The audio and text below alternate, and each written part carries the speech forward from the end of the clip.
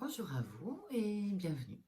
Aujourd'hui, nous examinons les avantages et les inconvénients d'une formation longue au métier de sophrologue. Alors pour commencer, qu'entend-on par formation longue?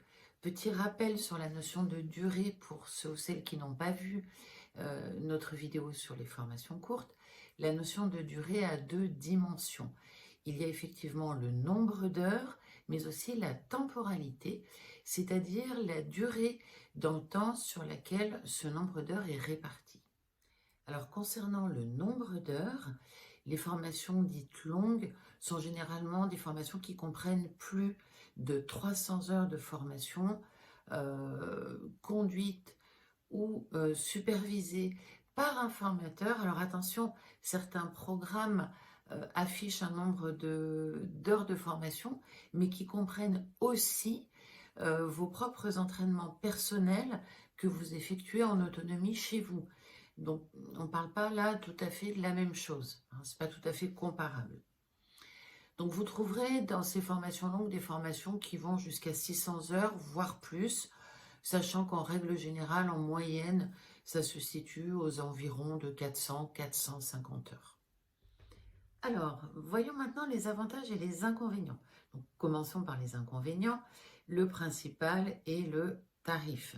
Le coût est plus élevé, c'est logique, plus d'heures de formation, plus d'heures de suivi, parfois de la supervision de stage.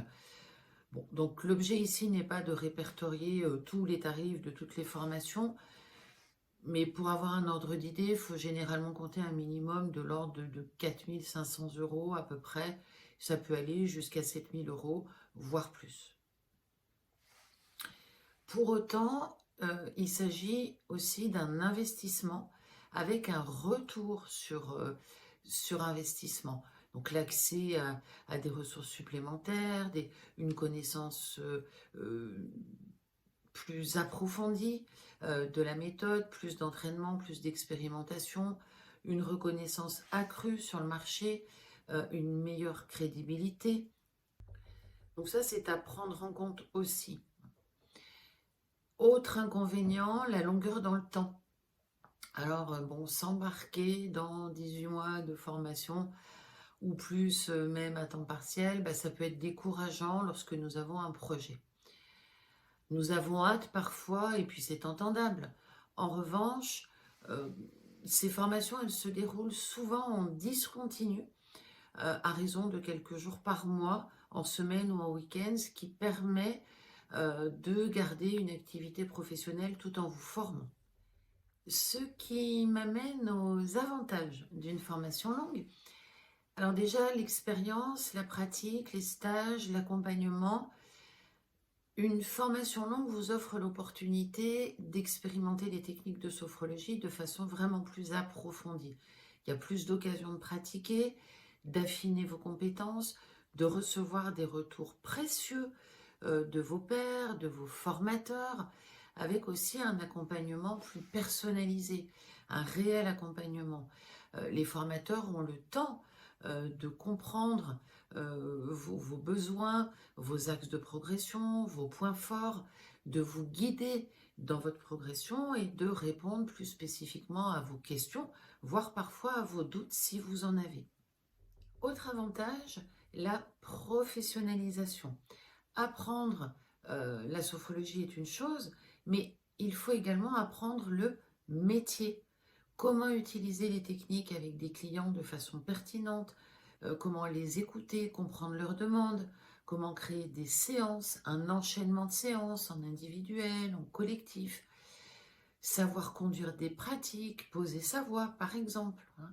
Donc les formations longues comprennent aussi souvent un ou plusieurs stages d'application pratique, qui ne sont pas des stages d'observation mais d'application, qui sont extrêmement formateurs et qui vous permettent aussi de prendre confiance en vous avant de vous lancer dans le grand bain avec des vrais clients. Et puis, au-delà de la méthode en elle-même, quel statut juridique choisir au moment d'ouvrir son cabinet, comment communiquer, comment évaluer ses charges, ses revenus, faire un business plan, faire un devis. Avez-vous pensé aussi à ça? Et ça, Les formations longues, généralement, vous amènent des clés là-dessus, vous forment à ça. Ça prend du temps, mais ça vous permettra aussi ensuite d'en gagner beaucoup. Enfin, prendre le temps de se former et de cheminer aussi à titre personnel, c'est un point important de notre déontologie. Ça permet aussi d'être congruent.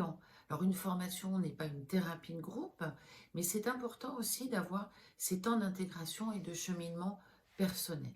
Autre point, en évitant la précipitation associée à une formation trop courte dans le temps, vous pouvez aussi assimiler les informations de façon plus sereine pour vous, en respectant votre équilibre personnel et familial, en minimisant aussi le risque d'épuisement. Et puis encore une fois, en étant congruent entre ce que vous allez proposer ensuite et ce que vous avez fait aussi pour vous auparavant pendant votre formation.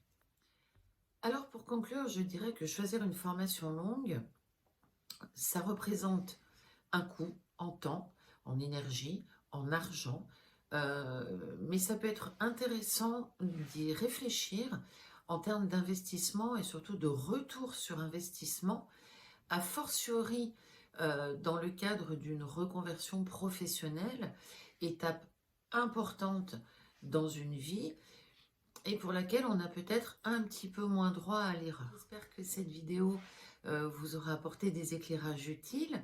Nous en avons d'autres dans les tuyaux, notamment sur comment comparer les formations, parce que ça peut parfois être aussi compliqué que comparer des contrats d'assurance, en termes de prix notamment. Quels critères peuvent être intéressants d'étudier quand on veut comparer, voilà, et puis bien d'autres encore. Donc n'hésitez pas, comme toujours, à vous abonner, à liker, à commenter ces vidéos, à nous contacter comme toujours si vous avez envie, besoin d'échanger sur ces sujets-là. À bientôt!